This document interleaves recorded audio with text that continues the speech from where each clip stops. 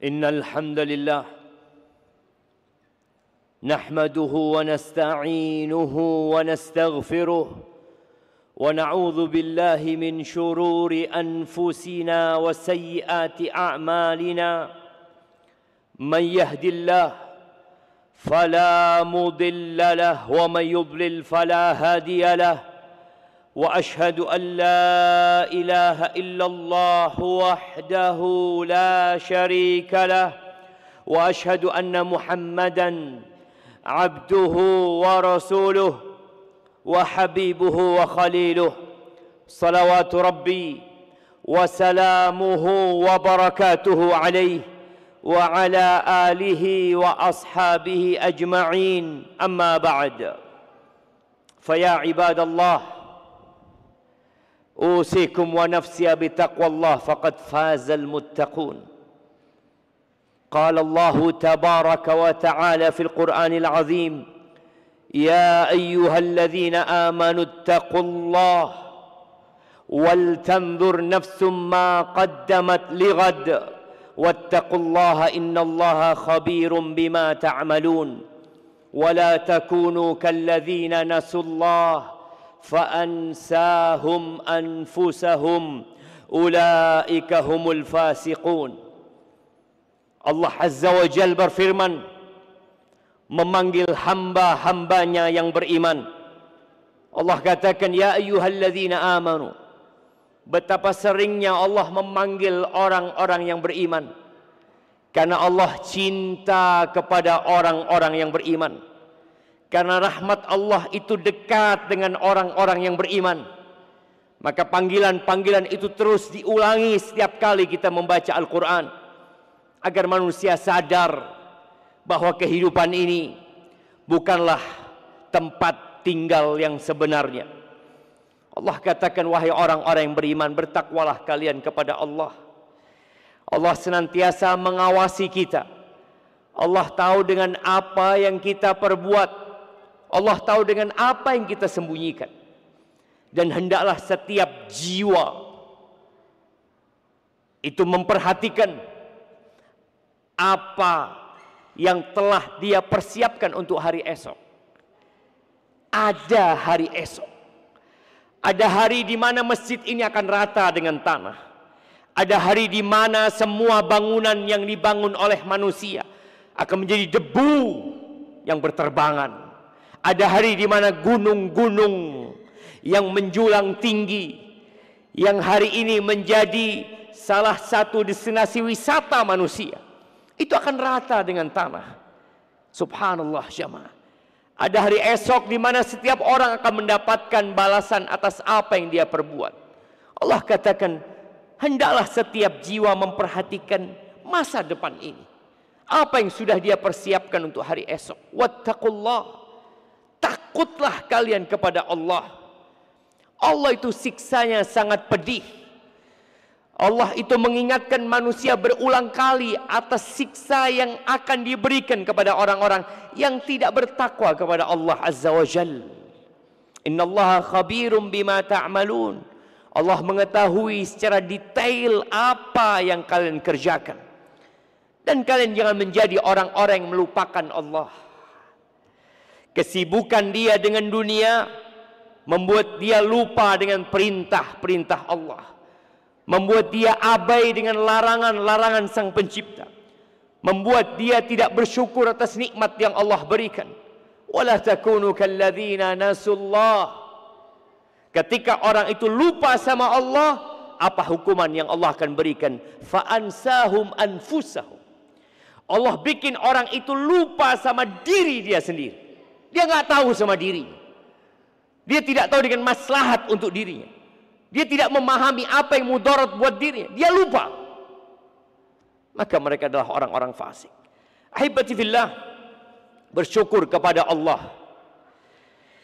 Allah berikan kesempatan kepada kita untuk masuk ke bulan Sya'ban. Ya. Bulan Sya'ban ini pintu gerbang besar menuju ke bulan Ramadan. Rasulullah sallallahu alaihi wasallam di bulan Sya'ban ini hampir full puasa. Sedangkan kita yang sudah ngaji,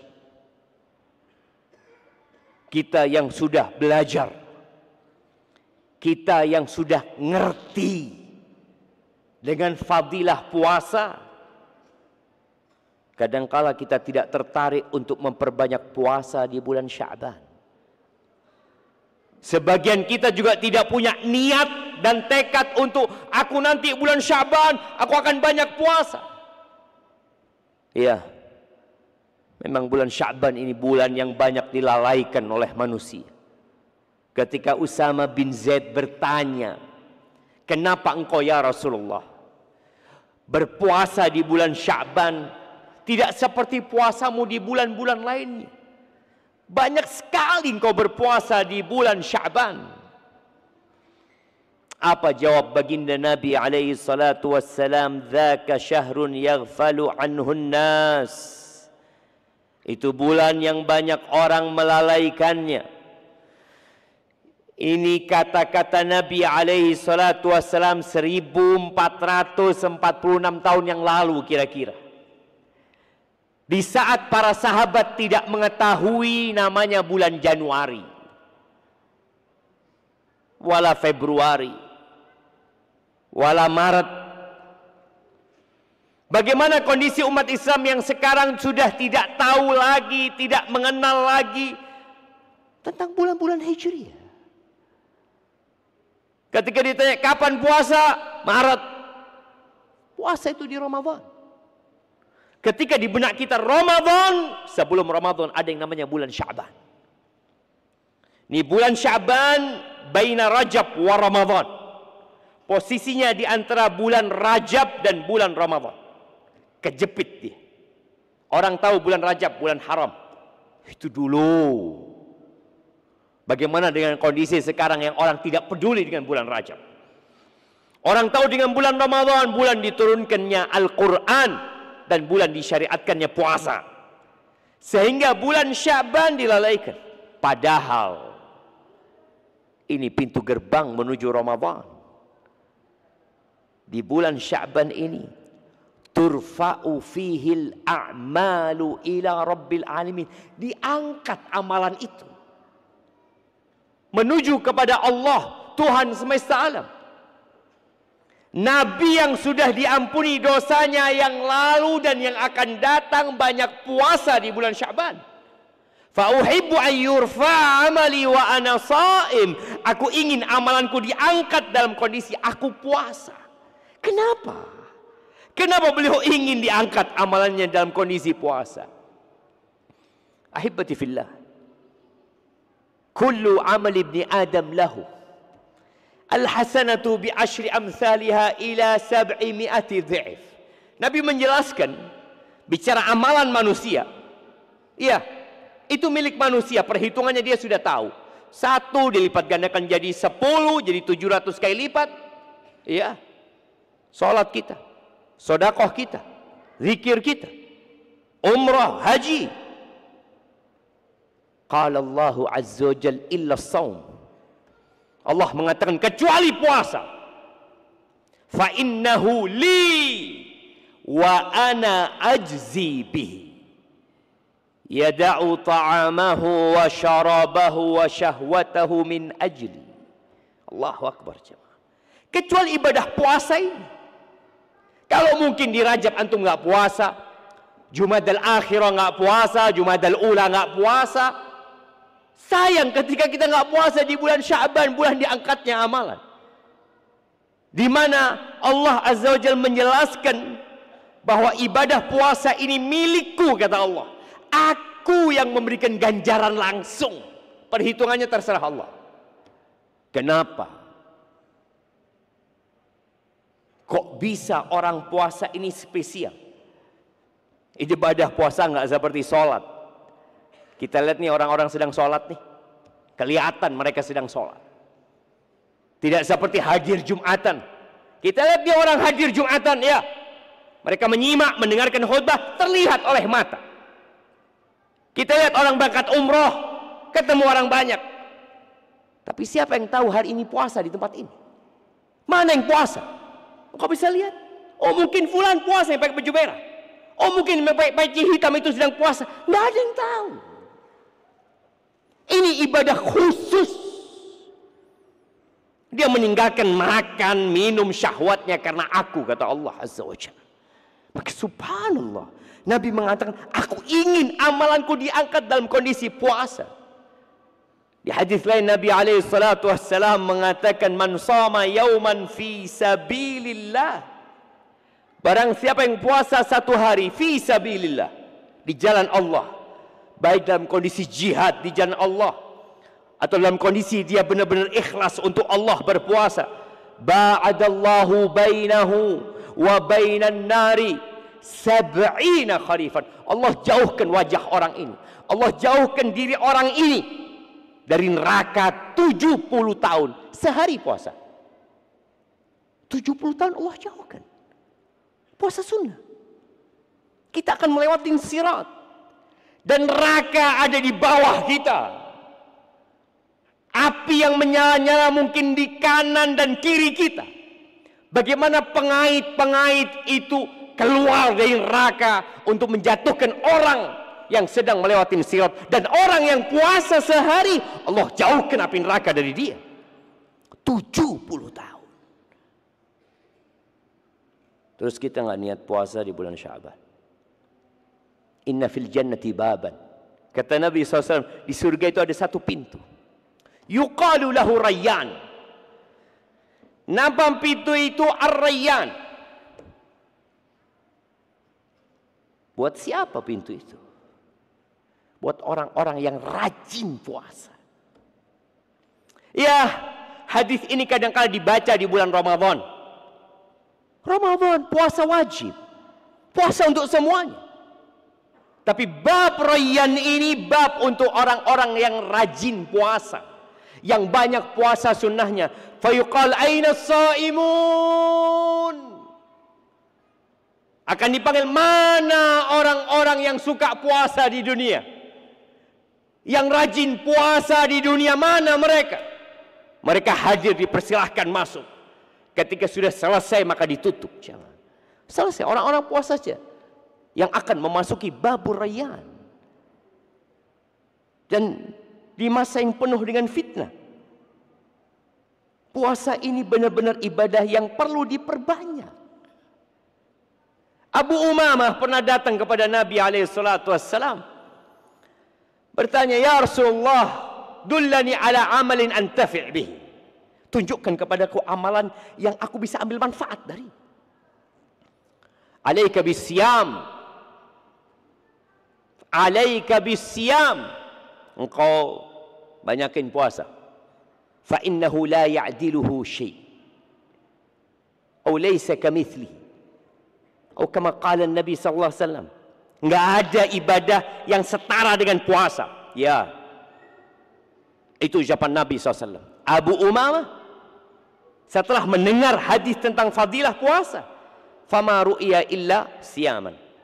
Enggak pernah terlihat kecuali dalam kondisi dia sedang berpuasa. Istrinya puasa, pembantunya puasa.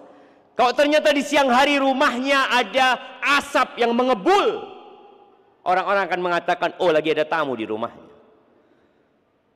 Maka ahibati fillah,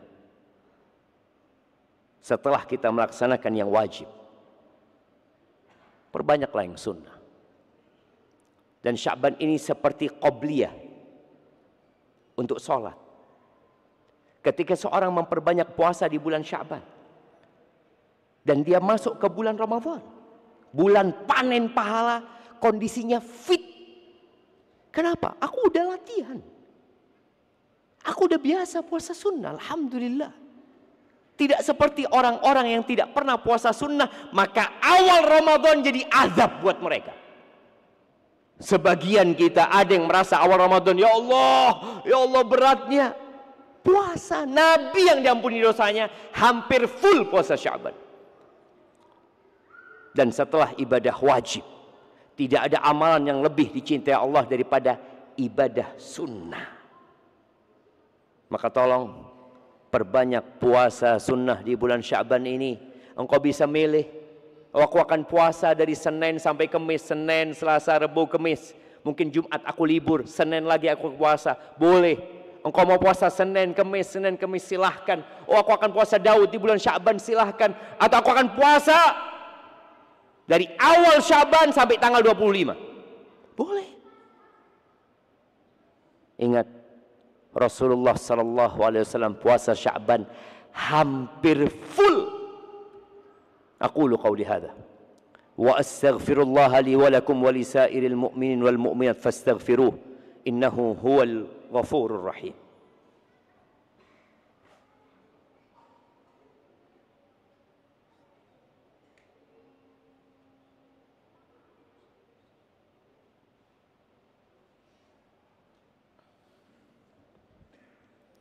Alhamdulillah rabbil alamin wa bihi nasta'in ala umurid dunya waddin wassalatu wassalamu ala sayyidil mursalin wa imamil muttaqin qaidil ghurril muhajjalin sayyidina wa maulana wa syafi'ina Muhammad wa ala alihi wa ashabihi ajma'in amma ba'd.